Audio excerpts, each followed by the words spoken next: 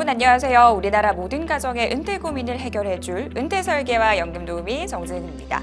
자, 노후 준비를 위해서는 어느 정도 소득이 있어야 하고 또 여유 자금이 있어야 하는 것은 당연할 것 같은데요. 이 소득이 낮거나 부채가 많아서 여유가 없는 분들은 어떻게 해야 될까요? 이 어려운 문제를 이번 시간에 풀어보고자 합니다. 자, 두 분 전문가 모시고 이야기 나눠보겠습니다. 어서 오세요. 안녕하십니까. 네, 먼저 오늘은 대표님께 질문을 드리겠습니다. 이 부채가 많고 이자조차 내지 못할 정도로 어려움에 처한 분들은 이 신용등급이 낮아져서 더 큰 고통을 겪는다고 하는데요. 신용등급이 정말 중요한가요? 네, 정말 중요하거든요. 네. 현대사회는 신용사회죠. 그래서 신용등급 관리가 정말 중요한데 이 신용등급 관리를 잘해야 된다는 말을 많이 하지만 어떻게 신용등급이 평가되는지는 잘 모르세요. 그 신용등급 평가 방법을 제가 간단하게 설명을 드리려고 하는데요. 이 4가지 정도로 평가를 한다고 합니다. 먼저 부채 수준을 평가하는데요. 이 비중이 제일 큽니다. 신용회사마다 좀 비중이 다르긴 하지만 약 35%의 비중을 부채 수준에 놓고 있고요. 그 다음에 자신의 소득 수준보다 2, 3배 이상 대출이 많으면 신용등급이 급격히 하락하게 되고요. 네. 연체가 있는 상태에서 저축은행이나 캐피탈, 이금융권의 대출을 받으면 신용등급이 한 번에 3, 4단계가 동시에 떨어질 수도 있으니까 이 부분 주의하셔야 되고요. 또 카드 사용액을 신용카드 사용 한도의 50%를 넘지 않도록 그렇게 관리를 하시는 게 굉장히 중요합니다. 네, 다음으로 연체 정보인데요. 활용 비중이 25% 정도로 상당히 큽니다. 10만 원 연체한다고 무조건 연체라고 하지는 않는데요. 기본적으로 3개월 이상 50만 원 이상 연체할 경우 신용등급이 이제 하락하기 시작을 하고요. 세금 공과금도 1,000만 원 이상 1년에 3차례 이상 연체도 하락합니다. 그리고 되도록이면 이금융권 대출을 이용하지 않는 게 좋습니다. 과다하게 이용하면 또 신용등급이 하락할 수가 있거든요. 그렇군요. 이 만약에 정상적으로 대출을 갚을 수 없는 상황에 계신 분들이 있다면 좀 어떻게 해야 어려움을 극복할 수가 있을까요? 자신의 소득만 가지고 이제 대출 이자조차 좀 상환하기 어려운 분들이라면 네. 빨리 이제 채무 조정 제도 같은 것들을 활용하는 게 좋습니다. 이런 분들 같으면 시간이 지날수록 이자는 계속 늘어날 거고 신용도는 이제 더 낮아지기 때문인데 뭐 채무 조정 제도라는 게 뭐냐 그러면 빚이 너무 많아가지고 정상적으로 상환하기 어려운 분들을 대상으로 해가지고 상환 기간을 연장해 준다거나 나눠서 상환할 수 있도록 분할 상환해 준다거나 이자율을 좀 낮춰주거나 상환 기간을 좀 유예해 주거나 채무 자체를 아예 감면해 주는 방법으로 상환 조건을 좀 변경해 주는 거. 그래서 이제 경제적으로 좀 재기할 수 있도록 도와주는 제도가 이제 채무조정 제도라고 보시면 될 것 같아요. 크게 보면 이제 신용회복위원회에서 하고 있는 워크아웃 제도가 있고요. 법원을 통해서 뭐 개인 회생이나 파산 제도로 활용할 수 있는 2가지 방법으로 나눠집니다. 이제 워크아웃 같은 경우는 앞서 말씀드린 채무 크기를 조정하는 이런 방법들로 통해서 회생을 지원한다고 하면 법원의 뭐 개인 회생이나 파산 제도 같은 경우는 채무 자체를 일부 또는 전부를 아예 면책하는 형태. 를 칩니다.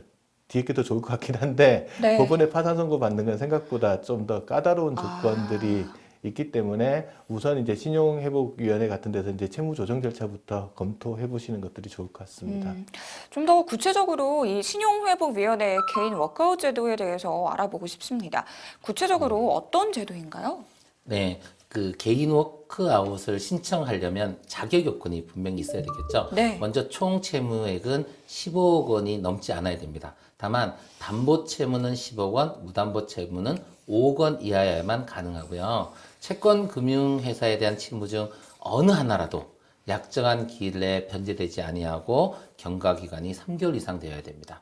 그리고 최저 생계비 이상의 수입이 있거나 채무 상환이 가능하다고 위원회 정관에 설치된 심의위원회에 인정한 자여야 됩니다. 좀 다소 좀 복잡하긴 한데요. 그래도 한번 가서 상담 받아보시는 게 정말로 좋습니다. 그리고 개인 워크아웃이 받아들여지면요. 상당한 지원들이 가능한데요. 먼저 무담보 채무인 경우에는 이자 또는 연체이자를 감액을 받습니다. 그것만 해도 굉장히 큰 거죠. 그리고 원금은 금융회사가 이 사람이 이제 더 이상 못 갚는다고 손실 처리한 상각채권이라고 표현하는데요. 네. 이 상각채권 중에서 신청인의 상환 여력을 감안해서 원금도 60%까지 감면해 줄 수도 있습니다. 그래서 신용회복위원회가 별도로 정하고 있는 취약 계층의 경우에는 원금을 최대 90%까지도 감면이 가능하죠. 그래서 사실 이런 제도를 몰라서 계속 빚도 쪽에 시달리고 하시기보다는 이런 제도를 통해서 더 활용하시면 참 좋을 것 같습니다. 일단 가서 상담 받아보면 되겠네요. 제일 중요한 게 상담이죠. 예. 그렇겠네요. 자, 은퇴자 중에 이 부도가 나서 노후 자금까지 압류되는 경우도 있다고 들었습니다. 이런 경우에는 어떻게 하는 게 좋을까요? 이제 부도로부터 좀 안전한 구조를 좀 만들어 놓는 게 좋을 것 같아요. 이제 국민연금 가입자가 받는 노령연금이나 뭐 공무원연금이나 사학연금 받으시는 분들 같은 경우에는 안심계좌라는 것들을 활용하는 게 좋습니다. 원래 이제 공적연금은 압류 자체가 불가능한데 이 공적연금을 받아서 통장을 넣어놓으면 통장이 압류되는 경우들이 있어요. 이런 문제를 해결하려면 금융기관에 이제 안심계좌라는 걸 설정해 놓고 그 계좌로 연금을 지급받으시면 됩니다.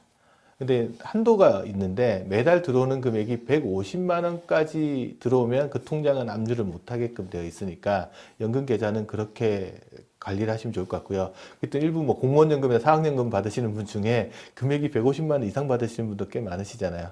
이런 분들 같은 경우에는 150만 원까지는 안심계좌로 수령을 하시고 초과되는 금액은 다른 일반 계좌로 수령하는 것들이 좋습니다.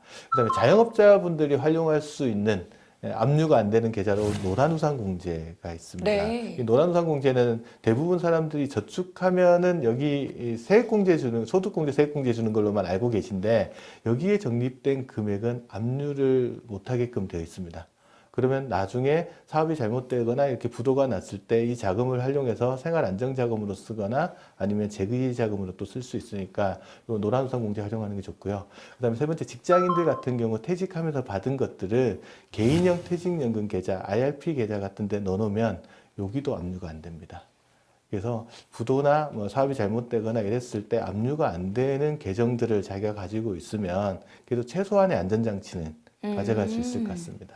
여유가 적은 분들이 자산을 모을 수 있는 현실적 방법에 대해서 우리가 생각을 해봐야 될 것 같습니다. 뭐 로또밖에 답이 없다라는 말도 있잖아요. 설마 정말 로또를 사야만 하는 건가요? 로또도 가능은 하겠죠. 문제는 확률이죠. 제가 이 확률 조사를 좀 해봤습니다. 욕조에 넘어져서 사망할 확률이 80만 분의 1이 됩니다. 예, 벼락 맞아 사망할 확률은 428만 분의 1. 그럼 과연 로또 1등 당첨 확률은 얼마냐? 814만 분의 1. 정말 현실적으로 불가능 네. 방법이죠. 그 벼락 맞을 확률보다 더 예, 그러네요. 벼락을 2번 맞을 확률하고 관련이 있으니까. 그렇다면 사실은 확률이 가장 높은 방법을 찾는 게 진정한 거죠. 예, 그 방법은 사실 너무 간단해서 누가 생각하면 뭐 저래 하지만 사실 너무나 잘하는 상식적인 방법이 가장 중요한 것 같아요. 그러니까 시간과 복리를 활용하는 거죠. 제가 이 두 가지를 이용해서 1억을 한번 만들어 보겠는데요.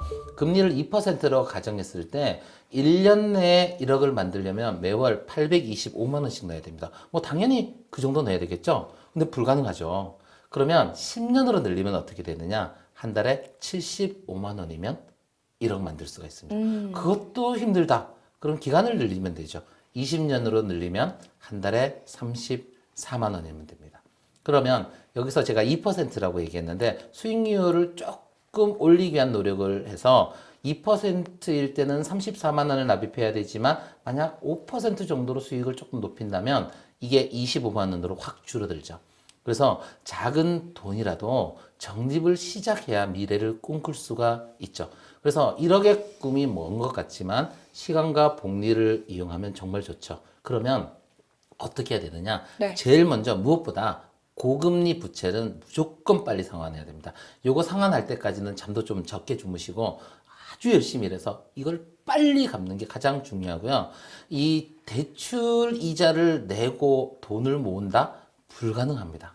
그리고 두 번째로 아주 작은 돈이라도 저축을 시작하면 굉장히 좋은데요. 우리 눈을 뭉쳐가지고요. 위로 올리면, 언덕 위로 올리면 너무 힘들잖아요. 그러니까 눈을 뭉쳐가지고 산꼭대기 가서 밑으로 툭 던지면 쥐가 알아서 쭉 굴러가죠. 이게 바로 눈덩이 이론, 스노우볼 이펙트라고 표현하는데 복리와 시간은 바로 눈덩이를 만드는 작업이다. 이렇게 생각하시면 되겠습니다. 네, 그렇군요. 자, 마지막으로 두 분의 한 줄 평 들어볼게요. 저 같은 경우 이제 저소득자분들이나 뭐 어려우신 분들 같은 경우는 나중에 하지 않은데 일단 할 수 있는 것부터 하자. 나중에 여유가 되면 하지 이런 말 하시면 여유라는 게 좀처럼 쉽게 생기지 않은 겁니다. 그래서 일단 할 수 있는 것부터 하고 여유가 되면 더 하자. 이렇게 네. 전해드립니다. 네, 저는 산에 올라가 아래로 눈덩이를 굴려라. 위로 올리면 너무 힘들지 않겠니? 시간과 복리 효과를 최대한 활용하라. 이 말씀입니다. 네, 알겠습니다. 지금까지 여유가 없어서 노후 준비가 힘든 분을 위한 노후 설계 포인트에 대해서 이야기 나눠봤는데요. 오늘 배운 내용들 다시 한번 복습해 보시기 바라겠습니다. 자, 두 분은 여기서 보내드릴게요. 도움 말씀 감사합니다. 감사합니다.